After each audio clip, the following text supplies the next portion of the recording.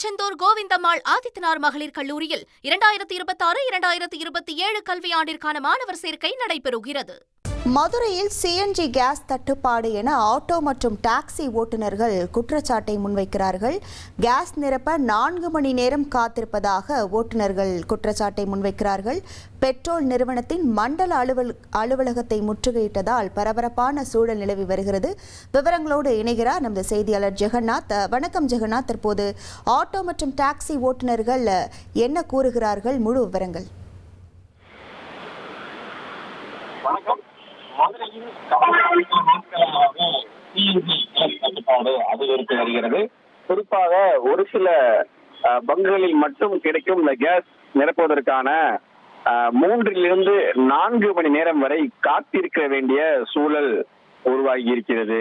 குறிப்பாக இந்த டாக்ஸி மற்றும் ஆட்டோ ஓட்டுநர்கள் 100க்கும் மேற்பட்டோர் மதுரையில் குறிப்பாக இந்த எல்லிஸ் நகர் அலுவலகத்தில் இருக்கக்கூடிய இந்துஸ்தான் பெட்ரோலியம் சில்லறை விற்பனைக்கான மண்டல அலுவலகத்தை தற்போது அவர்கள் முற்றுகையிட்டு போராட்டம் நடத்த தொடங்கியிருக்கிறார்கள்.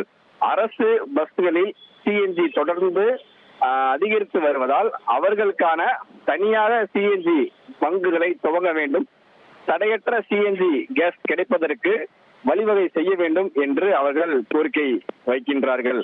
தங்களுடைய வாழ்வாதாரங்களை முழுமையாக பாதிக்கப்படுவதாக அவர்கள் குறிப்பாக கோரிக்கை வைக்கிறார்கள். இதற்கென்று பிரத்யேகமாக அவர்கள் இந்த சிஎன்ஜி கேஸ் பங்குகள் திறக்க வேண்டும் என்று கோரிக்கை வைத்து தற்போது அவர்கள் இந்த முற்றுகை போராட்டத்தில் ஈடுபட்டுக் கொண்டிருக்கிறார்கள். தற்போது காவல்துறையினர் மற்றும் அவருடன் பேச்சுவார்த்தை நடத்தும் நிலையில தொடர்ந்து பேச்சுவார்த்தை முடித்த பின்பு இவர்கள் கலைந்து செல்வார்களா என்று எதிர்பார்க்கப்படுகிறது.